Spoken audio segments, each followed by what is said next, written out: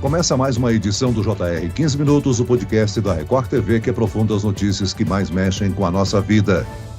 A Agência Nacional de Vigilância Sanitária, Anvisa, aprovou a importação de medicamentos e vacinas contra a varíola dos macacos sem registro no Brasil. A medida foi aprovada em caráter excepcional por conta do avanço da doença. O que a aprovação significa para o combate à varíola dos macacos? Essa medida dispensa o registro dos medicamentos e vacinas ou apenas simplifica a análise de documentos? O 15 Minutos de hoje conversa sobre o futuro da doença no país com o médico infectologista do Hospital das Clínicas, Álvaro Furtado. Bem-vindo ao podcast, doutor. Obrigado, prazer. Quem nos acompanha nessa entrevista é o repórter da Record TV em Brasília, Yuri Ascar. Yuri, o Brasil já é o terceiro país do mundo em número de casos da doença. Olá, Celso, doutor Álvaro. É exatamente isso, Celso. Os dados mais recentes do Ministério da Saúde já apontam 3.450 casos confirmados da varíola dos macacos. Então, o Brasil está atrás apenas dos Estados Unidos e da Alemanha. E aqui no país é o estado de São Paulo que lidera o número de casos. Já são 2.279 confirmações. O Rio de Janeiro tem 403 casos. Com esse grande número de contaminações, a Anvisa, a Agência Nacional de Vigilância Sanitária, aprovou a dispensa do registro de vacinas e medicamentos que são usados no combate à varíola dos macacos que forem solicitados pelo Ministério da Saúde. Então, eu pergunto ao doutor Álvaro, com essa norma, qualquer medicamento que venha combater a doença pode ser utilizado aqui no país ou existe algum critério para autorização do uso, doutor Álvaro? Bem, no enfrentamento desse surto de varíola é importantíssimo para pacientes com formas mais graves de doença a gente ter o antiviral. Na verdade, existem pelo menos 2 drogas que foram estudadas in vitro, em vivo, não foram estudadas em humanos, mas que têm uma ação contra essa família de vírus, os poxvírus, que se incluem o vírus da varíola de primatas. Essa medicação ela foi estudada já, não é algo novo, tem segurança nos estudos que foram feitos até com voluntários sadios, e é uma ferramenta importante, porque à medida que a gente aumenta casos no nosso país, realmente nós estamos aí no terceiro posto do mundo, com muitos casos chegando nos locais de atendimento, especialmente em grandes capitais, São Paulo e Rio de Janeiro. A gente precisa ter uma droga para tratar os pacientes com forma mais grave de doença. A gente tem visto um grupo pequeno de pessoas evoluir para essa forma de gravidade e nesse contexto é necessário o antiviral, dado precocemente, para que a gente consiga ter uma evolução mais leve, sem letalidade, sem gravidade para esses pacientes. Então não estamos falando de um antiviral que não foi avaliado anteriormente, a droga é o Tecovirimat, essa droga ela já foi estudada em outros momentos da epidemia. Lembrar que essa doença não é uma doença de agora, é uma doença de quase 50 anos já, com casos documentados. Então, realmente, no momento que a gente vê essa grande quantidade de casos, é importante sim essa aprovação emergencial, já que a gente não pode esperar, ter estudos grandes, bem conduzidos, já que já tem alguma coisa previamente que respalda o uso dessa medicação. Doutor, o senhor falou aí, citou o Tecovirimat, O Ministério da Saúde já tinha anunciado que o Brasil irá receber esse antiviral. E ele é usado no tratamento da doença. Esse deve ser um dos primeiros produtos a se beneficiar da decisão da Anvisa? Exatamente, Celso. O Tecovirimat é uma droga que já foi utilizada, inclusive até nos surtos anteriores na Europa, já tem sido utilizada nos Estados Unidos. O CDC já recomendou o uso compassionado dessa medicação e vai ser realmente a primeira droga que provavelmente deve ser a droga a ser utilizada para tratar esses pacientes. Convém lembrar para quem está escutando a gente que essa droga não é para todo mundo. A maior parte dos pacientes com varíola de primatas faz uma forma leve e branda da doença sem necessidade do antiviral. As indicações de fazer essa medicação são crianças, gestantes, formas graves da doença, com grande quantidade de lesões pelo corpo, ou mesmo quando o paciente tem um componente de alteração visual. Essa doença pode dar caso de perda visual total, então quando o paciente tem essa alteração na fase precoce, é importante fazer essa medicação e provavelmente realmente vai ser o Tecovirimat a droga de escolha para tratar esses pacientes no Brasil e em todo o mundo.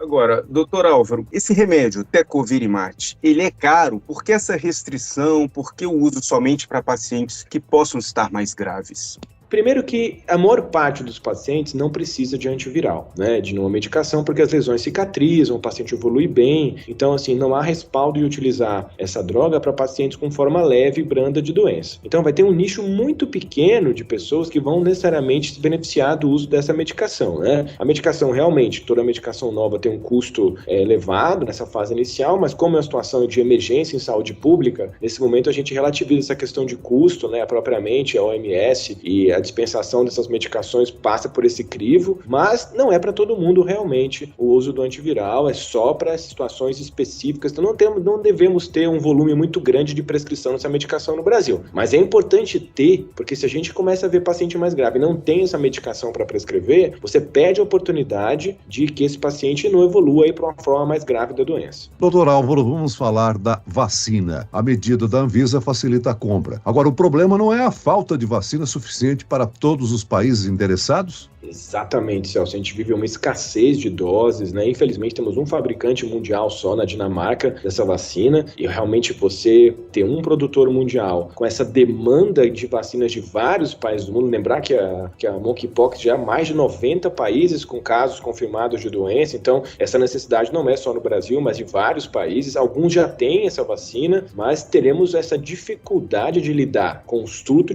crescente de casos e uma demora na chegada desses imunógenos. A gente pede realmente celeridade para que essa vacina chegue mais rapidamente, para já se começar a vacinar a população mais vulnerável, mas teremos muitos problemas porque não vai ser algo rápido, a gente vai demorar. Há uma previsão que o Ministério libere o primeiro lote para setembro, para profissionais da área da saúde, para depois só em novembro ter uma quantidade que ainda é pequena de doses, pensando no universo, né? Nosso país de dimensões continentais, né? Vacinar todos os vulneráveis é uma situação bastante desafiadora do ponto de vista de saúde pública, conter um surto de uma doença sem ter uma vacina disponível em larga escala. Bem, se conseguirmos comprar a vacina, provavelmente será um volume pequeno. Agora, qual o critério ou os critérios que devem ser adotados para definir os grupos que deverão ser vacinados primeiro? A gente vai vacinar primeiro, como foi na Covid-19, os profissionais de saúde que estão atendendo esses pacientes, já que eles são um grupo vulnerável também. Tem caso de varíola de primatas em profissional que atendeu, colheu o material desses pacientes, fez exames, então vai ser um grupo prioritário, para depois vacinar as populações vulneráveis, que provavelmente vão ser pessoas que têm realmente uma vulnerabilidade com relação a múltiplas parcerias sexuais, já que a doença, nesse momento no mundo, se concentra mais em populações que têm essa vulnerabilidade com relação à exposição sexual. Obviamente, por essa quantidade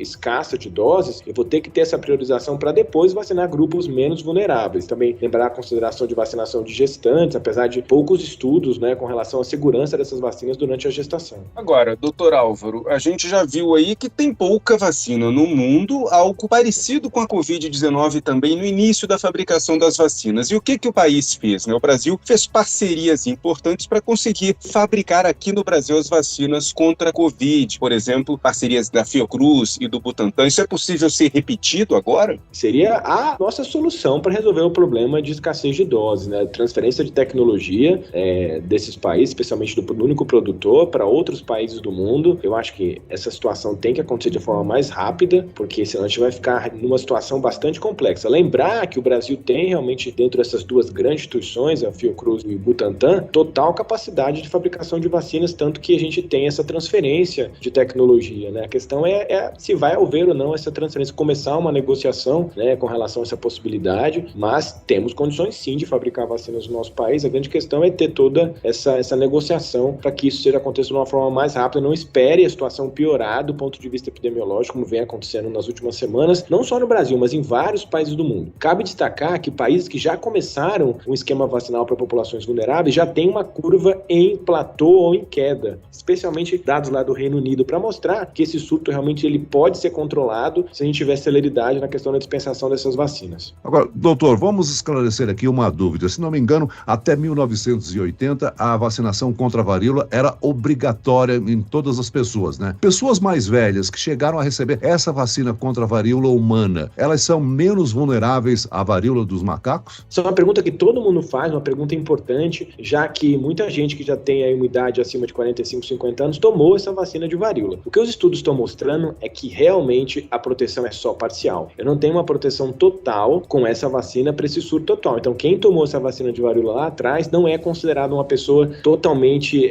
não imune, né? A questão de ter a doença. Pode pegar a doença. Inclusive, tem trabalhos feitos lá na Espanha de pessoas que se expuseram, tinham a vacina da varíola e pegaram a doença da mesma forma. Então, não é uma imunidade duradoura. Vai ser recomendado, mesmo quem tomou vacina de varíola, ser imunizado também com essa vacina para monkeypox. A gente tem que lembrar, né, que essas pessoas mais velhas que tomaram ainda a vacina contra a varíola da forma humana, elas tomaram, né, e graças a essas campanhas massivas de vacinação no mundo inteiro, essa doença foi erradicada, inclusive aqui no Brasil. Agora, nesse momento, as vacinas sofrem muitos ataques no mundo inteiro, aqui também. É importante relembrar esse sucesso para trazer de novo todo mundo para essa vacinação? Com certeza é importante, né? O Brasil tem um histórico destacado de campanhas de imunização bastante robustas que envolvem toda a população, né? A gente teve um prejuízo enorme com a Covid-19 com relação à queda de cobertura vacinal no nosso país. A gente, inclusive, com campanhas recentes para estimular o aumento de cobertura vacinal para a vacina da polio, que a gente está bem preocupado com a questão de emergência de poliomielite no Brasil. A gente precisa conversar com a população à medida que essas vacinas estiverem disponíveis, da importância de se imunizar. É uma doença que já caminha para outras populações, para mulheres, para gestantes e para crianças, de uma forma bastante lenta, mas já relevante do ponto de vista epidemiológico. Então,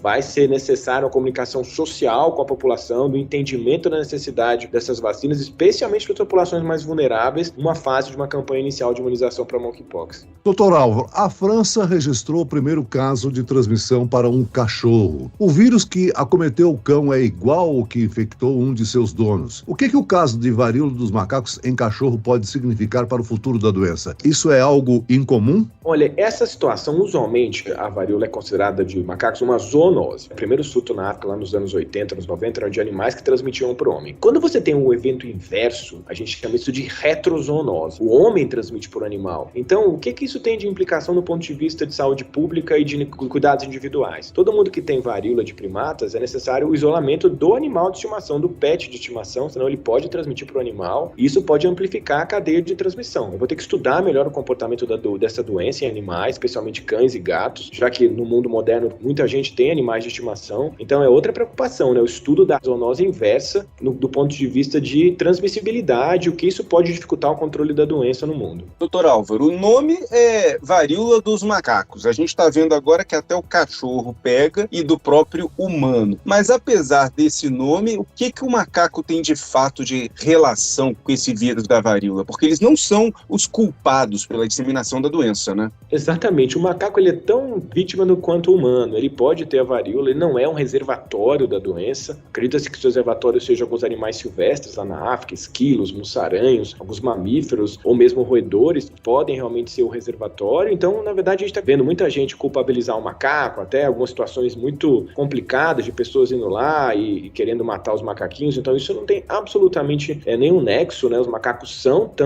pegam a doença, fazem varíola neles, quadro de manifestação na pele. Então, é importante a gente falar isso, já que a gente não pode ir para essa linha de controle de doença achando que ia exterminando os macacos como se fossem reservatórios da doença. Então, é algo que aconteceu já no Brasil no surto de febre amarela, já que o macaco, na verdade, é um sinalizador da febre amarela de circulação do vírus. A gente não pode deixar isso novamente acontecer e para isso precisa orientar a população com relação a quais são os reservatórios e que os macacos não fazem parte desse rol. Doutor Álvaro, nos casos registrados até agora, os sintomas da doença permanecem por quanto tempo? A evolução tem sido bastante variável entre as pessoas que pegam essa doença. Usualmente pode começar com febre, as lesões de pele, que podem durar de 2 a 3 semanas, mas grande parte dos casos evolui de uma forma benigna, as lesões cicatrizam. Fazer uma comparação com a varicela, né?